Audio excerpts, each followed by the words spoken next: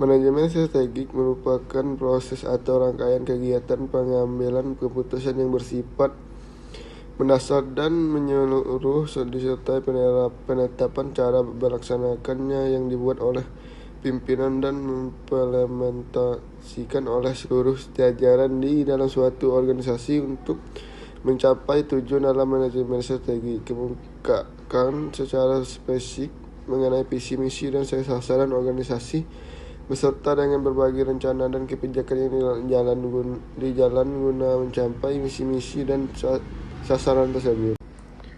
Merupakan penentu nilai ekonomi dari seluruh unit bisnis mereka. Untuk mengukur nilai ekonomi suatu perusahaan, valuasi bisnis ini sangat penting untuk menentukan nilai kewajaran suatu bisnis, seperti nilai jual, penetapan kemitraan, perpajakan, bahkan proses pemecahan penaksiran tentang nilai dari suatu perusahaan atau penyataan dalam perusahaan. Manfaat manajemen strategi. Satu, manajemen strategi dapat menghasilkan keputusan berbagi organisasi kegiatan manajemen. Dua, kegiatan manajemen strategi akan membantu meningkatkan kemampuan organisasi dalam menghadapi berbagai tantangan. Tiga, manajemen strategi yang baik akan membantu mencegah berbagai masalah yang berasal dari dalam ataupun dari luar. 4. Implementasi manajemen strategi akan membuat proses operasional sebuah organisasi manajemen lebih efektif dan efisien. 1. Mempertahankan keberlangsungan dengan bisnis. 2. Pemimpin organisasi harus dapat mengatasi perubahan pasar, teknologi, dan lingkungan bisnis secara efektif dan mengambil tindakan yang tepat untuk mengantisipasi perubahan tersebut. 3. Mempertahankan kepercayaan stakeholder. 4. Mengelola risiko. 5. Menjaga budaya perusahaan. Visi sendiri merupakan harapan atau keinginan jangka panjang yang akan ditempuh dengan cara mewujudkan misi perusahaan. Misi itu sendiri merupakan pernyataan yang menyabarkan maksud dari suatu organisasi. Perusahaan misi juga dapat didefinisikan sebagai kumpulan langkah yang ditempuh oleh suatu organisasi perusahaan untuk mencapai visinya. Nilai-nilai yang tercantum sebagai budaya perusahaan adalah fondasi bagi perusahaan atas kesamaan komitmen cara pikir dan cara bertindak dalam rangka menjalankan misi dan mencapai visi perusahaan. Hal-hal yang perlu diperhatikan dalam merumuskan visi, yaitu visi harus dapat memberikan panduan arahan dan motivasi. Visi harus disebarkan di kalangan anggota organisasi stakeholder.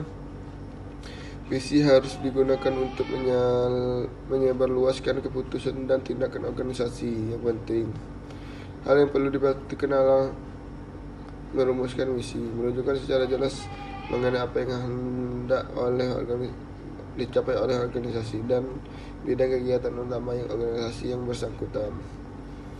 Secara eksplisit mengandung apa yang harus dilakukan untuk mencapainya. Mengundang partisipasi masyarakat luas terhadap perkembangan bidang utama yang digeluti organisasi.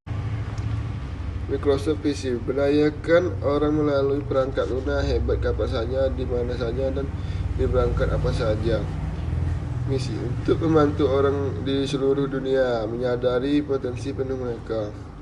Tokopedia, visi, bangun ekosistem tempat siapapun dapat memulai menemukan apapun.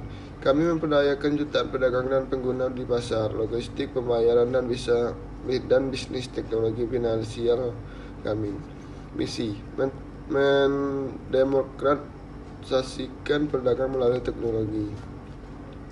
Aqua, visi, menginspirasi masyarakat Indonesia untuk menghindari yang lebih sehat. Misi, melalui misi dan komitmen ganda untuk memajukan bisnis dan sosial, dan memiliki tujuan membangun masa depan yang lebih sehat dan dari gaya hidup yang sehat, bumi yang sehat, ekosistem yang sehat. Indofood, misi, menjadi perusahaan yang dapat memenuhi kebutuhan pangan dengan produk bermutu, berkualitas, aman untuk berkonsumsi, dan menjadi pemimpin di industri makanan. Misi, menjadi perusahaan transportasional yang dapat membawa nama Indonesia di bidang industri makanan. Facebook, visi, orang yang menggunakan Facebook untuk tetap terhubung dengan teman-teman keluarga, untuk menemukan apa yang terjadi di dunia dan berbagi dan mengungkapkan apa yang penting bagi mereka. Misi memberikan orang kekuatan untuk membangun komunitas dan meningkatkan dunia. Analisis lingkungan eksternal merupakan aktivitas monitor dan mengapulasi lingkungan eksternal dan internet organisasi kepada orang yang penting yang dalam perusahaan. Analisis lingkungan eksternal perusahaan terutama bertujuan untuk mengidentifikasi sejumlah peluang dan ancaman yang berada di lingkungan eksternal perusahaan. Terdapat 4 faktor utama yang menentukan daya saing suatu industri, yaitu kondisi faktor sumber daya, kondisi permintaan, kondisi industri pendukung dan industri terkait, serta kondisi struktur persaingan dan strategis perusahaan. Perencanaan kontinuitas bisnis continuity planning meliputi identifikasi risiko dan kerentanan organisasi, pengembangan rencana darurat, pengujian dan pengembangan dan kembali rencana jika diperlukan.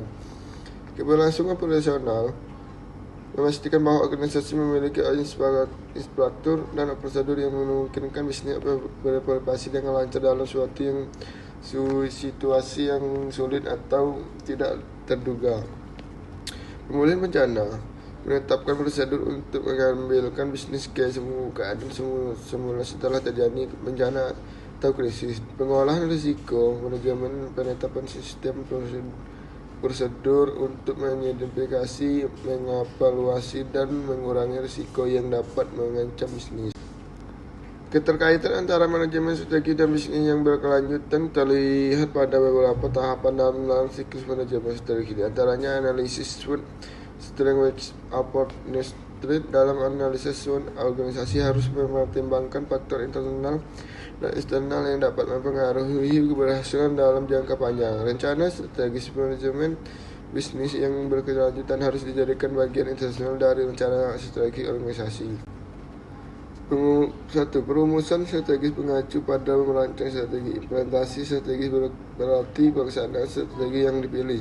2. Perumusan strategi menempatkan semua kekuatan pada tempatnya sebelum suatu tindak terjadi, sementara implementasi strategi berfokus pada pengolahan pasukan tersebut selama eksekusi. 3. Perumusan strategi adalah proses yang logis, sedangkan implementasi strategi adalah proses operasional. 4. Perumusan strategi menekankan pada efektivitas, tetapi implementasi strategi memberi tekanan pada efisien. 5. Perumusan strategi adalah kegiatan kewirausahaan. Di sisi lain, implementasi strategi adalah kegiatan administrasi. 6. Perusahaan strategi terkait dengan perencanaan, tetapi implementasi strategi berkaitan dengan tindakan. Persaingan industri faktor ini mempertimbangkan jumlah persaingan di pasar dan seberapa kuat mereka. Ini juga membandingkan kualitas produk yang layanan masing-masing pesaing. Ancaman pendatang baru tinggi jika perusahaan dapat memasuki pasar dengan mudah dan dengan biaya rendah, atau jika ide atau teknologi perusahaan Anda tidak dipatenkan atau dilindungi. Ancaman produk pengganti faktor ini mempertimbangkan seberapa mudah pelanggan dapat beralih di antara produk atau layanan serupa.